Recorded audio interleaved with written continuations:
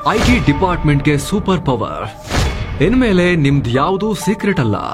ನಿಮ್ಮ Gmail, bank account, social media, shopping app ಯಾವುದನ್ನು ಬೇಕಾದರೂ ನೋಡಬಹುದು ಐಟಿ ಡಿಪಾರ್ಟ್ಮೆಂಟ್. ಪಾಸ್ವರ್ಡ್ ಕೂಡ ಬೇಕಾಗಿಲ್ಲ.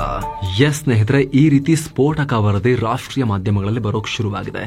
ಹಣಕಾಸು ಇಲಾಖೆಯ ಮೂಲಗಳ ಮಾಹಿತಿಯನ್ನು ಆಧರಿಸಿ, ಜೊತೆಗೆ ಹೊಸ ಇನ್ಕಮ್ ಟ್ಯಾಕ್ಸ್ ಬಿಲ್ ಅನ್ನ ಆಧರಿಸಿ ನಿಮ್ಮ ಇನ್ಸ್ಟಾಗ್ರಾಮ್, ಫೇಸ್ಬುಕ್ ಸೇರಿದಂತೆ ಸೋಷಿಯಲ್ ಮೀಡಿಯಾ ಅಕೌಂಟ್ಗಳು, ಶಾಪಿಂಗ್ ಆಪ್ಗಳು, ಬ್ಯಾಂಕ್ ಅಕೌಂಟ್, ಇಮೇಲ್, ನಿಮ್ಮ ಜಿಮೇಲ್ ಯಾವುದನ್ನ ಬೇಕಾದರೂ ಇನ್ಕಮ್ ಟ್ಯಾಕ್ಸ್ ಅಧಿಕಾರಿಗಳು ನೋಡಬಹುದು ಅಗತ್ಯವಿದ್ರೆ.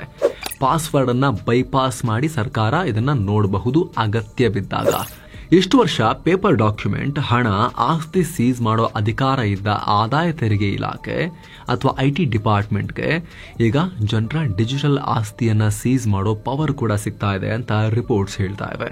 ಈ ಹೊಸ ರೂಲ್ಸ್ ಇಂದ ಜನರ ಖಾಸಗಿ ಜೀವನಕ್ಕೆ ಧಕ್ಕೆ ಬರುತ್ತೆ ಅನ್ನೋ ಆರೋಪಗಳನ್ನ ಕೂಡ ಮಾಡಲಾಗ್ತಿದೆ. ಸರ್ಕಾರ ಜನರ ಮೇಲೆ ಕಣ್ಣಿಡಬಹುದು. ಭಾರತ ಸರ್ವೆಲೆನ್ಸ್ ಸ್ಟೇಟ್ ಆಗ್ತಾ ಇದೆ, ಪೊಲೀಸ್ ಸ್ಟೇಟ್ ಆಗ್ತಾ ಇದೆ ಅಂತ ವಿಪಕ್ಷಗಳು ಕೆಂಡ ಕಾರ್ತಿವೆ. ಹಾಗಿದ್ರೆ ಏನಿದು ಹೊಸ ರೂಲ್ಸ್? ಯಾಕೆ ವಿವಾದ ಆಗ್ತಾ ಇದೆ? ಸರ್ಕಾರಕ್ಕೆ ಜನರ ಪ್ರೈವೇಟ್ ಮಾಹಿತಿ ಆಕ್ಸೆಸ್ ಸಿಗುತ್ತಾ? ಎಲ್ಲವನ್ನ ನೋಡ್ತಾ ಹೋಗೋಣ. ಕಡೆತನಕ ಮಿಸ್ ಮಾಡಿದೆ ನೋಡಿ. ಹೊಸ ಇನ್ಕಮ್ ಟ್ಯಾಕ್ಸ್ ಬಿಲ್ ಅಧಿಕಾರಿಗಳಿಗೆ ಎಕ್ಸ್ಟ್ರಾ ಪವರ್. ಸ್ನೇಹಿತರೆ, ಕಳೆದ ತಿಂಗಳು ಪಾರ್ಲಿಮೆಂಟ್ನಲ್ಲಿ ಹಣಕಾಸು ಮಂತ್ರಿ ನಿರ್ಮಲಾ ಸೀತಾರಾಮನ್ ಹೊಸ ಇನ್ಕಮ್ ಟ್ಯಾಕ್ಸ್ ಬಿಲ್ ಅನ್ನ ಮಂಡಿಸಿದ್ರು. ಈಗಿರೋ ಇನ್ಕಮ್ ಟ್ಯಾಕ್ಸ್ ಕಾಯ್ದೆ ಬದಲಿಗೆ ಬರ್ತಿರೋ ಈ ಹೊಸ 2025 ಇನ್ಕಮ್ ಟ್ಯಾಕ್ಸ್ ಬಿಲ್ ಬಗ್ಗೆ ನಾವು ಕೂಡ ರಿಪೋರ್ಟ್ ಮಾಡಿದೀವಿ.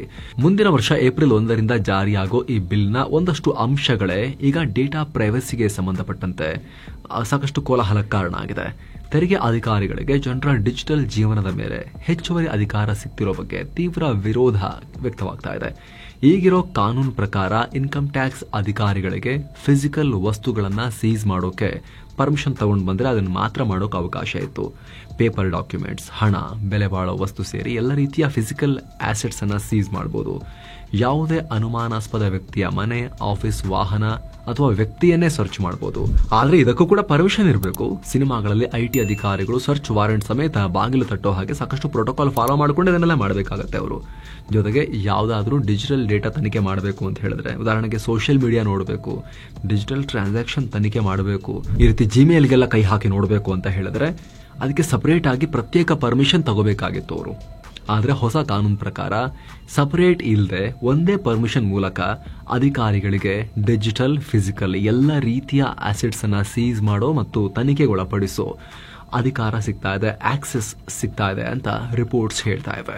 ಪಾಸ್ವರ್ಡ್ ಬೈಪಾಸ್ ಮಾಡಿ ಆಕ್ಸೆಸ್, ಇದು ವೆರಿ ವೆರಿ ಇಂಪಾರ್ಟೆಂಟ್ ಸ್ನೇಹಿತರೆ. ನಿಮ್ಮ ಇಮೇಲ್ ಸರ್ವರ್ಗಳು, ಫೇಸ್ಬುಕ್, ಇನ್ಸ್ಟಾದಂತಹ social media account, online banking activity ಅಂದ್ರೆ UPI ಸೇರಿದಂತೆ ಇತರ ಡಿಜಿಟಲ್ ಪೇಮೆಂಟ್ ಆಪ್ ಹಾಗೂ ಆಕ್ಟಿವಿಟಿ, ಟ್ರೇಡಿಂಗ್ ಹಾಗೂ ಇನ್ವೆಸ್ಟ್ಮೆಂಟ್ ಅಕೌಂಟ್ ಅಂದ್ರೆ ನಿಮ್ಮ demat account, bank account, cloud storage, digital ವಾಲೆಟ್ಗಳಿಗೆ ಐಟಿ ಅಧಿಕಾರಿಗಳಿಗೆ ಆಕ್ಸೆಸ್ ಪಡ್ಕೋಬಹುದು ಅಗತ್ಯವಿದ್ದಾಗ.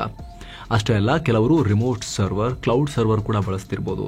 ಕೆಲವರು ತಮ್ಮ ಆಸೆಟ್ಗಳ ಓನರ್ಶಿಪ್ಗಳ ಮಾಹಿತಿಯನ್ನು ವೆಬ್ಸೈಟ್ನಲ್ಲಿ ಇಟ್ಟಿರಬಹುದು. ಅಂತ ವೆಬ್ಸೈಟ್ ಸೇರಿ ಯಾವುದೇ ರೀತಿಯ ಕಂಪ್ಯೂಟರ್ ಟೆಕ್ನಾಲಜಿ ಬಳಸೋ ಪ್ಲಾಟ್ಫಾರ್ಮ್ ಅನ್ನು ಅಧಿಕಾರಿಗಳು ಜಾಲಾಡೋಕೆ ಅವಕಾಶ ಇದೆ. ಕಾಯ್ದೆಯಲ್ಲಿ ಇವೆಲ್ಲವನ್ನ ವರ್ಚುವಲ್ ಡಿಜಿಟಲ್ ಸ್ಪೇಸ್ ಅಂತ ಕರೆಯಲಾಗ್ತಾ ಇದೆ. ಸೊ ಯಾವುದೇ ರೀತಿಯ ಡಿಜಿಟಲ್ ಸ್ಪೇಸ್ನಲ್ಲಿ ಹಣಕಾಸು ವ್ಯವಹಾರಕ್ಕೆ ಸಂಬಂಧಪಟ್ಟ ಅನುಮಾನಾಸ್ಪದ ಆಕ್ಟಿವಿಟಿ ಕಂಡು ಬಂದರೆ ಅಧಿಕಾರಿಗಳು ಕಣ್ಣಾಡಿಸಬಹುದಲ್ಲಿ. ಅದು ಸೋಷಿಯಲ್ ಮೀಡಿಯಾ ಆಗಿರಲಿ, ಬ್ಯಾಂಕ್ ಅಕೌಂಟ್ ಆಗಿರಲಿ, ಅಧಿಕಾರಿಗಳು ಪಾಸ್ವರ್ಡ್ ಮತ್ತು ಆಕ್ಸೆಸ್ ಕೋಡ್ ಬೈಪಾಸ್ ಮಾಡಿ ಅಥವಾ ಓವರ್ ರೈಡ್ ಮಾಡಿ ಎಂಟ್ರಿ ಪಡ್ಕೋಬಹುದು. ಸೊ ಐಟಿ ಅಧಿಕಾರಿಗಳಿಗೆ ಟ್ಯಾಕ್ಸ್ ಪೇಯರ್ಸ್ ಮೇಲೆ ಹಿಂದೆಂದಿಗಿಂತಲೂ ಜಾಸ್ತಿ ಸರ್ವೆಲೆನ್ಸ್ ಅಧಿಕಾರ ಸಿಗ್ತಾ ಇದೆ ಅನ್ನೋದು ಆರೋಪ. ಯಾವುದೇ ಸ್ಪೆಷಲ್ ಪರ್ಮಿಷನ್ ಇಲ್ಲದೆ ಆಕ್ಸೆಸ್ ಸಿಗ್ತಾ ಇದೆ ಅನ್ನೋದು ಆರೋಪ. ಹೊಸ ಐಟಿ ಬಿಲ್ನ ಸೆಕ್ಷನ್ 247 ನಲ್ಲಿ ಈ ಅಂಶಗಳ ಬಗ್ಗೆ ಪ್ರಪೋಸಲ್ ಇದೆ. ಇನ್ನು ಸ್ನೇಹಿತರೆ, ವರದಿಯಲ್ಲಿ ಮುಂದುವರೋಕ್ಕಿಂತ ಮುಂಚೆ ಈ ವಿಡಿಯೋದ ಪಾರ್ಟ್ನರ್ಸ್ ಆಗಿರೋ ಟರ್ಮ್ ಮತ್ತು ಹೆಲ್ತ್ ಇನ್ಶೂರೆನ್ಸ್ ಬಗ್ಗೆ ಕ್ವಿಕ್ ಆಗಿ ನಿಮಗೆ ಹೇಳ್ತೀವಿ ಸ್ನೇಹಿತರೆ. ಟರ್ಮ್ ಇನ್ಶೂರೆನ್ಸ್ ಒಂದು ಪ್ರೊಟೆಕ್ಷನ್ ಪ್ಲಾನ್. ಅದನ್ನ ಮಾಡಿಸಿರೋ ವ್ಯಕ್ತಿ, ದುಡಿಯೋ ವ್ಯಕ್ತಿ ಅದನ್ನ ಮಾಡಿಸಿದಂತ ಟೈಮ್ನಲ್ಲಿ ಆ ದುಡಿಯೋ ವ್ಯಕ್ತಿ ಮೇಲೆ ಫ್ಯಾಮಿಲಿಯಲ್ಲಿ ಡಿಪೆಂಡ್ ಆಗಿರುತ್ತಲ್ಲ. ಸೊ ಆ ದುಡಿಯೋ ವ್ಯಕ್ತಿ ಇಲ್ಲ ಅಂತ ಆದ್ರೆ ಫ್ಯಾಮಿಲಿಗೆ ಮುಂದೇನೋ ಪ್ರಶ್ನೆಗೆ ಉತ್ತರ ಕೊಡೋಕೆ ಅಂತ ಇರೋದೇ, ಅದಕ್ಕೋಸ್ಕರ ಡಿಸೈನ್ ಆಗಿರೋದೇ pure insurance protection plan term insurance. Minimum ಪ್ರೀಮಿಯಂಗೆ $400-500 ಪ್ರೀಮಿಯಂಗೆ 1 ಕೋಟಿವರೆಗೂ ಕವರೇಜ್ ಕೊಡುವಂತಹ ರೀತಿಯಲ್ಲಿ ಇದನ್ನು ಡಿಸೈನ್ ಮಾಡಲಾಗಿರುತ್ತೆ. ಯಂಗ್ ಏಜ್ನಲ್ಲಿರೋರಿಗೆ ಇಷ್ಟೆಲ್ಲ ಕಮ್ಮಿಗೆ ಸಿಗುತ್ತೆ. ಏಜ್ ಜಾಸ್ತಿ ಆಗ್ತಾ ಹೋದಾಗೂ ಕೂಡ ಪ್ರೀಮಿಯಂ ಕೂಡ ಜಾಸ್ತಿ ಆಗುತ್ತೆ. ಹಾಗಾಗಿ ಎಷ್ಟು ಯಂಗ್ ಏಜ್ನಲ್ಲಿ ಜಾಯಿನ್ ಆಗ್ತೀರಿ ಅಷ್ಟು ಕಮ್ಮಿಗೆ ಪ್ರೀಮಿಯಂ ಸಿಗುತ್ತೆ. ಆಮೇಲೆ ಮುಂದಿನ 30 ವರ್ಷಕ್ಕೋ 40 ವರ್ಷಕ್ಕೋ ನೀವು ಮಾಡಿಸ್ತಿರಲ್ಲ, ಪ್ರತಿ ತಿಂಗಳು ಪ್ರೀಮಿಯಂ ಅಷ್ಟೇ ಇರುತ್ತೆ, ಲಾಕ್ ಆಗುತ್ತೆ, ಇನ್ಕ್ರೀಸ್ ಆಗ್ತಾ ಹೋಗಲ್ಲ ಕಾಲ ಕಳೆದ ಹಾಗೂ ಕೂಡ ಪ್ರೀಮಿಯಂ. ಸೊ ಅದರ ಲಿಂಕ್ ಡಿಸ್ಕ್ರಿಪ್ಷನ್ನಲ್ಲಿದೆ. ಜೊತೆಗೆ ಹೆಲ್ತ್ ಇನ್ಶೂರೆನ್ಸ್ದು ಕೂಡ ಸ್ನೇಹಿತರೆ. ಹೆಲ್ತ್ ಇನ್ಶೂರೆನ್ಸ್ ಮಾಡಿಸೋದ್ರಿಂದ ನೀವು ಮತ್ತು ನಿಮ್ಮ ಫ್ಯಾಮಿಲಿಗೆ ಆರೋಗ್ಯದ ಭದ್ರತೆಯನ್ನು ನೀವು ಖಾತ್ರಿಪಡಿಸ್ಬೋದು. ಉದಾಹರಣೆಗೆ ನೀವೊಂದು 20 ಲಕ್ಷಕ್ಕೋ 30 ಲಕ್ಷಕ್ಕೋ 50 ಲಕ್ಷಕ್ಕೋ ಹೆಲ್ತ್ ಇನ್ಶೂರೆನ್ಸ್ ಮಾಡಿಸ್ತೀರಿ ಅಂತ ಹೇಳಿದ್ರೆ, ಅಥವಾ ಚಿಕ್ಕದಾಗಿ 5 ಲಕ್ಷಕ್ಕೋ ಮಾಡಿಸ್ತೀರಿ ಅಂತ ಹೇಳಿದ್ರೆ, ನಿಮಗೇನಾದರೂ ಆರೋಗ್ಯದ ಸಮಸ್ಯೆ ಬಂದಾಗ, ಹಾಸ್ಪಿಟಲೈಸ್ ಆದಾಗ, ನೀವು ಮತ್ತು ನಿಮ್ಮ ಫ್ಯಾಮಿಲಿಯವರು ಆ ರೀತಿ ದುರದೃಷ್ಟಕರವಾಗಿ ಏನಾದರೂ ಸನ್ನಿವೇಶ ಬಂದು ಆಗೋ ರೀತಿ ಆಯಿತು, ಯಾರಿಗೂ ಆಗಬಾರ್ದು ಆಯಿತು ಅಂತ ಹೇಳಿದ್ರೆ, ಆವಾಗ ಸೇವಿಂಗ್ಸ್ ಎಲ್ಲ ತಗೊಂಬಂದು ಹಾಸ್ಪಿಟಲ್ ಬಿಲ್ಗೆ ಕೊಡಬೇಕು ಅಂತೇನಿಲ್ಲ, ಅಥವಾ ಸಾಲ ಮಾಡಬೇಕು ಅಂತಿಲ್ಲ. ಹೆಲ್ತ್ ಇನ್ಶೂರೆನ್ಸ್ ಅದಕ್ಕೆ ಅಂತಲೇ ಇರೋದು. ಬೇಸಿಕ್ ಪ್ರೊಸೆಸಿಂಗ್ ಫೀಸ್ ಬಿಟ್ಟು ಉಳಿದಿದ್ದೆಲ್ಲವೂ ಕೂಡ ಹೆಲ್ತ್ ಇನ್ಶೂರೆನ್ಸ್ ಕ್ಯಾಶ್ಲೆಸ್ ಟ್ರೀಟ್ಮೆಂಟನ್ನು ನಿಮಗೆ ಕೊಡಿಸ್ಬಿಡುತ್ತೆ. ಆದರೆ ಹೆಲ್ತ್ ಇನ್ಶೂರೆನ್ಸ್ ಮಾಡಿಸಬೇಕಾದ್ರೆ ಇನ್ಶೂರೆನ್ಸ್ ಕಂಪನಿಗೆ ಯಾವುದೇ ಸುಳ್ಳು ಹೇಳಿರಬಾರದು ನಮ್ಮ ದುಶ್ಚಟಗಳ ಬಗ್ಗೆ ಅಥವಾ ನಮ್ಮ ಆಲ್ರೆಡಿ ಇರೋ ಆರೋಗ್ಯದ ಸಮಸ್ಯೆಗಳ ಬಗ್ಗೆ. ಏನಿದೆ ಅವೆಲ್ಲವನ್ನ ಹೇಳಿಬಿಟ್ಟು ಚೂರು ಜಾಸ್ತಿ ಪ್ರೀಮಿಯಂ ಆದರೂ ಪರವಾಗಿಲ್ಲ ಕೊಟ್ಬಿಟ್ಟು ತಗೊಂಡಿರಬೇಕು. ಸೊ ಪೂರ್ಣ ಮಾಹಿತಿಯನ್ನು ಪಡ್ಕೊಳ್ಳೋಕೆ ಡಿಸ್ಕ್ರಿಪ್ಷನಲ್ಲಿ ಮತ್ತು ಪಿನ್ ಮಾಡಿರೋ ಕಾಮೆಂಟ್ ಸೆಕ್ಷನ್ನಲ್ಲಿ ನಾವು ಲಿಂಕನ್ನು ಕೊಟ್ಟಿರ್ತೀವಿ. ಎರಡರದ್ದು ಕೂಡ, ಟರ್ಮ್ದು ಹೆಲ್ತ್ದು. ಯಾರು ಮಾಡಿಸಿಲ್ಲ ಅದನ್ನು ನೀವು ಚೆಕ್ ಮಾಡಬಹುದು. ವಿತ್ ಎಕ್ಸ್ಟ್ರಾ ಆನ್ಲೈನ್ ಡಿಸ್ಕೌಂಟ್ನೊಂದಿಗೆ. ಡಿಸ್ಕೌಂಟ್ ಎಷ್ಟು ಅಂತ ಕೂಡ ಅಲ್ಲಿ ಬರೆದಿರುತ್ತೆ, ಲಿಂಕ್ ಮೇಲ್ಗಡೆ ನೀವು ನೋಡ್ಬೋದು.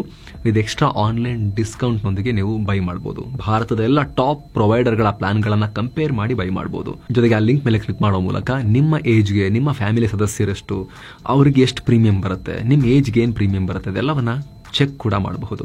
ಡಿಸ್ಕ್ರಿಪ್ಷನಲ್ಲಿ ಪಿನ್ ಮಾಡಿರೋ ಕಾಮೆಂಟಲ್ಲಿ ಲಿಂಕ್ ಇದೆ. ಬನ್ನಿ ಈಗ ಕ್ವಿಕ್ ಆಗಿ ವರದಿಯಲ್ಲಿ ಮುಂದುವರಿಯೋಣ. ವಾರೆಂಟ್ ಇಲ್ಲ, ನೋಟಿಸ್ ಇಲ್ಲ, ಪರ್ಮಿಷನ್ ಇಲ್ಲದೆ ಅಸೆಟ್ಗಳು ಸೀಸ್. ಕೇವಲ ಸರ್ವೆಲೆನ್ಸ್ ಅಷ್ಟೇ ಅಲ್ಲ, ಅಧಿಕಾರಿಗಳು ಸರ್ಚ್ ಮಾಡುವಾಗಲೇ ಇಮಿಡಿಯೇಟ್ ಆಗಿ ಡಿಜಿಟಲ್ ಆಸೆಟ್ಸ್ ಅನ್ನ ಸೀಸ್ ಮಾಡಬಹುದು. ಟ್ಯಾಕ್ಸ್ ಭಾಷೆಯಲ್ಲಿ ಅಟ್ಯಾಚ್ ಮಾಡೋದು ಅಂತ ಹೇಳ್ತಾರೆ. ವ್ಯಕ್ತಿಗೆ ಮುಂಚಿತವಾಗಿ ಯಾವುದೇ ನೋಟಿಸ್ ಕೊಡದೆ ಅಸೆಟ್ಸ್ ಅಟ್ಯಾಚ್ ಮಾಡಬಹುದು. ಡಿಜಿಟಲ್ ಆಸೆಟ್ಸ್ ಅಂದ್ರೆ ವರ್ಚುವಲ್ ಕರೆನ್ಸಿ ಆಗಿರ್ಬೋದು, ಡಾಕ್ಯುಮೆಂಟ್ಸ್ ಆಗಿರ್ಬೋದು, ಕ್ರಿಪ್ಟೋ ಕರೆನ್ಸಿ ಆಗಿರ್ಬೋದು, ನಾನ್ ಫಂಜಿಬಲ್ ಟೋಕನ್ಸ್ ಅಥವಾ NFT ಆಗಿರ್ಬೋದು. ಹೀಗೆ ಸಾಕಷ್ಟು ಆಸೆಟ್ಸ್ ಅನ್ನ ವರ್ಚುವಲ್ ಆಗಿ ಸೀಸ್ ಮಾಡಬಹುದು. ಜೊತೆಗೆ 6 ತಿಂಗಳವರೆಗೂ IT ಇಲಾಖೆಯ ಕಂಟ್ರೋಲ್ ನಲ್ಲೇ ಇಟ್ಕೋಬಹುದು. ಬೇರೆಯವರಿಗೆ ಮಾರೋಕ್ಕೂ ಆಗಲ್ಲ, ಟ್ರಾನ್ಸ್ಫರ್ ಮಾಡೋಕ್ಕೂ ಆಗಲ್ಲ, ಯಾವುದೇ ರೀತಿ ಬಳಸೋಕ್ಕೂ ಆಗಲ್ಲ. ಈ ಮೊದಲಾದ್ರೆ IT ಅಧಿಕಾರಿಗಳಿಗೆ ಈ ರೀತಿ ಯಾವುದೇ ಡಿಜಿಟಲ್ ಆಸೆಟ್ ಸರ್ಚ್ ಅಥವಾ ಸೀಸ್ ಮಾಡೋಕೆ ಸಪರೇಟ್ ಪರ್ಮಿಷನ್ ಬೇಕಾಗಿತ್ತು.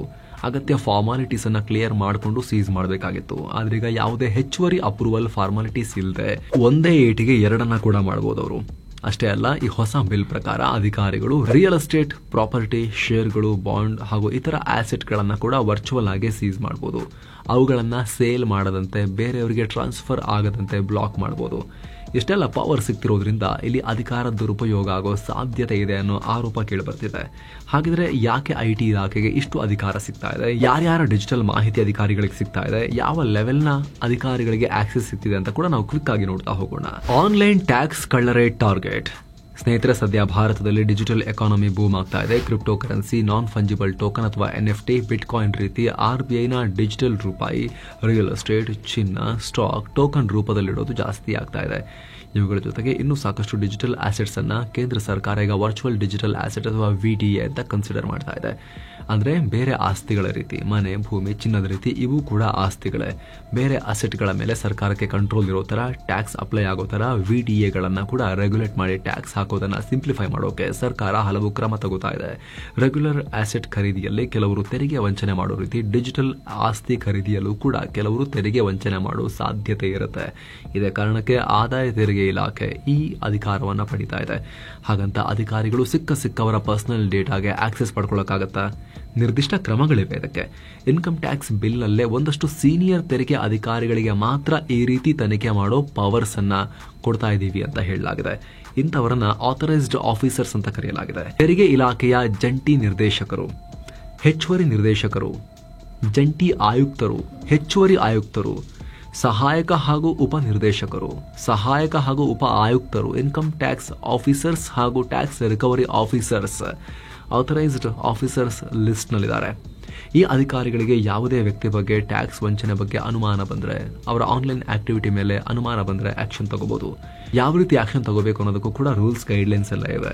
Central board of direct taxes ಅಥವಾ CBDT ಈ ಗೈಡ್ಲೈನ್ಸ್ ಕೊಡುತ್ತೆ. ಬಂದ ಮೇಲೆ ಯಾರ ಡಿಜಿಟಲ್ ಸ್ಪೇಸ್ ಅನ್ನ ಹೇಗೆ ಟಾರ್ಗೆಟ್ ಮಾಡಬಹುದು ಅನ್ನೋದು ಕ್ಲಾರಿಟಿ ಸಿಗುತ್ತೆ. CBDT ಗೈಡ್ಲೈನ್ಸ್ ನಲ್ಲಿ ಯಾವೆಲ್ಲ ಸಂದರ್ಭಗಳಲ್ಲಿ ಜನರ social media account, email, digital ರೆಕಾರ್ಡ್ಸ್ಗೆ ಅಧಿಕಾರಿಗಳು ಆಕ್ಸೆಸ್ ಪಡ್ಕೋಬಹುದು ಅಂತ ರೂಲ್ಸ್ ಇರುತ್ತೆ. ಹಾಗಾಗಿ CBDT ರೂಲ್ಸ್ ಫಾಲೋ ಮಾಡಿಕೊಂಡೇ ಅಧಿಕಾರಿಗಳು ತನಿಖೆ ಮಾಡಬೇಕಾಗತ್ತೆ. ಆ ಕ್ಲಾರಿಟಿ ಸದ್ಯಕ್ಕಿದೆ ಅಷ್ಟೇ. ಸ್ನೇಹಿತರ, ಹಣಕಾಸು ಮಂತ್ರಿ ನಿರ್ಮಲಾ ಸೀತಾರಾಮನ್ ಏನ್ ಹೇಳಿದ್ದಾರೆ ಅಂದ್ರೆ, ಈಗಿನ ಡಿಜಿಟಲ್ ಜಗತ್ತಿಗೆ ತಕ್ಕ ಹಾಗೆ 21st ಸೆಂಚುರಿಯ ಅವಶ್ಯಕತೆಗಳಿಗೆ ತಕ್ಕಂತೆ ರೂಪಿಸೋಕೆ ಪ್ರಯತ್ನ ಪಡ್ತಾ ಇದೀವಿ ಅಂತ ಹೇಳಿದ್ರು. ಮುಂಚೆ ಈ ರೂಲ್ಸ್ ಎಲ್ಲ ಇತ್ತು. ಆಗ ಜನ ಫಿಸಿಕಲ್ ಆಸೆಟ್ಸ್, ಕಣ್ಣಿಗೆ ಕಾಣೋ ವಸ್ತುಗಳ ರೂಪದಲ್ಲಿ ವ್ಯವಹಾರ ಮಾಡ್ತಿದ್ರು, ಅದಕ್ಕೆ ತಕ್ಕಂತೆ ಇತ್ತು. ಈಗ ಎಲ್ಲ ಈ ಡಿಜಿಟಲ್ ಬರ್ತಿರೋದ್ರಿಂದ ಅದಕ್ಕೂ ತರೋದು ಅನಿವಾರ್ಯ ಅಂತ ಸರ್ಕಾರ ಈ ರೀತಿ ಹೆಜ್ಜೆ ಇಟ್ಟಿದೀವಿ ಅಂತ ಹೇಳ್ತಾ ಇದೆ. ಆದ್ರೆ ತೆರಿಗೆ ವಂಚನೆ ತಡೆಯೋದು ಸರಿ, ತೆರಿಗೆ ವಂಚನೆ ತಡಿಬೇಕು, ಅದು ಅನಿವಾರ್ಯ, ದೇಶ ಉದ್ಧಾರ ಆಗಬೇಕು ಅಂತ ಹೇಳಿದ್ರೆ ಅದ್ರ ಬಗ್ಗೆ ಡೌಟ್ ಇಲ್ಲ. ಆದ್ರೆ ಈ ರೀತಿ ಜಿಮೇಲ್ ಅಕೌಂಟ್ ನುಗ್ಗಿದಾಗ, ಬ್ಯಾಂಕ್ ಅಕೌಂಟಿಗೆ ನುಗ್ಗಿದಾಗ, ಆಮೇಲೆ ಸೋಷಿಯಲ್ ಮೀಡಿಯಾ ಅಕೌಂಟ್ಗಳಿಗೆ ನುಗ್ಗಿ ನೋಡಿದಾಗ ಅಲ್ಲಿ ಪರ್ಸನಲ್ ಡೇಟಾ ಕೂಡ ಇರುತ್ತಲ್ಲ, ಆ ಪರ್ಸನಲ್ ಡೇಟಾವನ್ನ ಕೂಡ ಅದನ್ನ ನೋಡಲ್ಲ ಅಂತ ಕಣ್ಮುಚ್ಕೊಳ್ತಾರೆ ಅಧಿಕಾರಿಗಳು. ಅದನ್ನ ಹೆಂಗೆ ತಡೀತಾರೆ? ಸಂವಿಧಾನದ ಆರ್ಟಿಕಲ್ 21ಕ್ಕೆ ಧಕ್ಕೆ ಆಗದಿರಂಗೆ ಹೆಂಗ್ ನೋಡ್ಕೊಳ್ತಾರೆ? ಗೌಪ್ಯತೆಯ ಹಕ್ಕು, ಪ್ರೈವಸಿ, ಖಾಸಗಿತನದ ಹಕ್ಕು, ಅದಕ್ಕೆ ಧಕ್ಕೆ ತನ್ನಂಗೆ ಆಗಲ್ವಾ ಅನ್ನೋ ಅಭಿಪ್ರಾಯವನ್ನ ಮುಂದಿಡಲಾಗ್ತಿದೆ. ಇದು ವಿವಾದ ಆಗ್ತಾ ಇದೆ ಜೋರಾಗಿ. ಸೊ ಸರ್ಕಾರದ ಕಡೆಯಿಂದ ಯಾವುದೇ ಅಫಿಷಿಯಲ್ ಕ್ಲಾರಿಫಿಕೇಶನ್ ಬಂದಿಲ್ಲ, ಆದ್ರೆ ಸರ್ಕಾರದ ಮೂಲಗಳು ರಿಯಾಕ್ಷನ್ ಕೊಟ್ಟಿವೆ ಅಂತ ಒಂದಷ್ಟು ಮಾಧ್ಯಮಗಳು ರಿಪೋರ್ಟ್ ಮಾಡಿವೆ. ಆ ಸರ್ಕಾರದ ಮೂಲಗಳ ಪ್ರತಿಕ್ರಿಯೆ ಏನು ಅಂತ ಕೂಡ ನಾವು ನೋಡ್ಬಿಡೋಣ. ಆದಾಯ ತೆರಿಗೆ ಇಲಾಖೆಯಲ್ಲಿ ಹೊಸ ರೂಲ್ಸ್ ತರಲಾಗ್ತಿದೆ ಅನ್ನೋದು ಅಲ್ಲ, ನಿಜ ಇಲ್ಲ. ಅಥರೈಸ್ಡ್ ಆಫೀಸರ್ಗಳಿಗೆ ಈಗ ಆಲ್ರೆಡಿ ಈ ರೀತಿ ಪವರ್ಸ್ ಎಲ್ಲ ಇತ್ತು. 1961 ಇನ್ಕಮ್ ಟ್ಯಾಕ್ಸ್ ಆಕ್ಟ್ ನ ಸೆಕ್ಷನ್ 132 ಎಕ್ಸೆಪ್ಷನಲ್ ಕೇಸ್ಗಳಲ್ಲಿ ಮಾತ್ರ ಅಧಿಕಾರಿಗಳಿಗೆ ಇಂಥ ಅಧಿಕಾರವನ್ನ ಕೊಡುತ್ತೆ. ಇದೇನು ಸ್ಟ್ಯಾಂಡರ್ಡ್ ಪ್ರಾಕ್ಟೀಸ್ ಅಲ್ಲ, ಪ್ರತಿ ಸಲನೂ ಹೀಗೆ ಮಾಡಲ್ಲ ಅಂತ CBDTಯ ಮೂಲಗಳು, ಅಂದ್ರೆ central board of direct taxes ನ ಮೂಲಗಳು ಕೆಲವು ಮಾಧ್ಯಮಗಳಿಗೆ ಈ ರೀತಿ ನೋಡಿ, ಸ್ಕ್ರೀನ್ ಮೇಲೆ ನೋಡ್ತಾ ಇದ್ದೀರಾ, ಪ್ರತಿಕ್ರಿಯೆ ಕೊಟ್ಟಿದ್ದಾರೆ. ಸೊ ಇಲ್ಲೂ ಕೂಡ ನಮಗೆ ಏನ್ ಅರ್ಥ ಆಗ್ತಿದೆ ಅಂತ ಹೇಳಿದ್ರೆ, ಇಲ್ಲ ಆ ರೀತಿ ಪವರ್ಸ್ ಇಲ್ಲ ಅಂತ ಇವರನ್ನ ಹೇಳ್ತಿಲ್ಲ, ಇದು ಮುಂಚೆನೂ ಇತ್ತು, ರೆಗ್ಯುಲರ್ ಆಗಿ ಯೂಸ್ ಮಾಡಲ್ಲ ಅಂತಷ್ಟೇ ಹೇಳ್ತಿದ್ದಾರೆ ಈ ಉತ್ತರದಲ್ಲೂ ಕೂಡ ಅಂತ ನಮಗೆ ಅನಿಸ್ತಾ ಇದೆ ಮೇಲ್ನೋಟಕ್ಕಿದು. ಇದ್ರ ಬಗ್ಗೆ ನಿಮ್ಮ ಒಪಿನಿಯನ್ ಏನು ಕಾಮೆಂಟ್ ಮಾಡಿ ತಿಳಿಸಿ ಸ್ನೇಹಿತರೆ. ಆಗ್ಲೇ ಹೇಳಿದ ಟರ್ಮ್ ಮತ್ತು ಹೆಲ್ತ್ ಇನ್ಶೂರೆನ್ಸ್ ಬಗ್ಗೆ ನೀವು ಇನ್ನೂ ಮಾಡಿಸಿಲ್ಲ ಅಂತ ಹೇಳಿದ್ರೆ ಮಾಡಿಸೋ ಮೂಲಕ, ಟರ್ಮ್ ಮಾಡಿಸೋ ಮೂಲಕ ನಿಮ್ಮ ಫ್ಯಾಮಿಲಿಯ ಆರ್ಥಿಕ ಭದ್ರತೆ, ಹೆಲ್ತ್ ಇನ್ಶೂರೆನ್ಸ್ ಮಾಡೋ ಮೂಲಕ ನಿಮ್ಗೂ ಮತ್ತು ನಿಮ್ಮ ಫ್ಯಾಮಿಲಿಯ ಆರೋಗ್ಯದ ಭದ್ರತೆಯನ್ನ ಗ್ಯಾರಂಟಿ ಮಾಡ್ಕೊಳ್ಳೋಕೆ ಡಿಸ್ಕ್ರಿಪ್ಷನ್ ಮತ್ತು ಪಿನ್ ಮಾಡಿರೋ ಕಾಮೆಂಟ್ ಅಲ್ಲಿರೋ ಲಿಂಕ್ ಅನ್ನ ಚೆಕ್ ಮಾಡಿ, ಭಾರತದ ಟಾಪ್ ಪ್ರೊವೈಡರ್ಗಳ ಪ್ಲಾನ್ಗಳನ್ನ ಕಂಪೇರ್ ಮಾಡಿ ವಿತ್ ಎಕ್ಸ್ಟ್ರಾ ಆನ್ಲೈನ್ ಡಿಸ್ಕೌಂಟ್, ಎಷ್ಟು ಡಿಸ್ಕೌಂಟ್ ಅಂತ ಕೂಡ ಅಲ್ಲೇ ಮೆನ್ಷನ್ ಆಗಿದೆ ನೋಡಿ ಲಿಂಕ್ ಮೇಲೆ, ನೀವು ವಿತ್ ಎಕ್ಸ್ಟ್ರಾ ಆನ್ಲೈನ್ ಡಿಸ್ಕೌಂಟ್ ನೊಂದಿಗೆ ಬೈ ಮಾಡಬಹುದು. ಎಕ್ಸ್ಟ್ರಾ ಆಡ್ ಆನ್ ಫೀಚರ್ಗಳನ್ನು ಹಾಕೊಂಡು ಕಸ್ಟಮೈಸ್ ಕೂಡ ಮಾಡಬಹುದು. ನಿಮ್ಮ ಏಜ್ಗೆ, ನಿಮ್ಮ ಫ್ಯಾಮಿಲಿ ಸದಸ್ಯರ ಸಂಖ್ಯೆ, ಅವ್ರ ಏಜ್ಗೆ ಮಂತ್ಲಿ ಎಷ್ಟು ಪ್ರೀಮಿಯಂ ಬರುತ್ತೆ, ಎಷ್ಟು ಕವರೇಜ್ ಸಿಗುತ್ತೆ ಟರ್ಮ್ಗೂ ಹೆಲ್ತ್ಗೂ, ನೀವು ಅದನ್ನ ಚೆಕ್ ಮಾಡಬಹುದು. ಡಿಸ್ಕ್ರಿಪ್ಷನ್ ಅಲ್ಲಿ ಪಿನ್ ಕಾಮೆಂಟ್ ಅಲ್ಲಿ ಲಿಂಕ್ ಇದೆ. ಮತ್ತೆ ಭೇಟಿ ಆಗ್ತಿರೋಣ. ನಮಸ್ತೆ.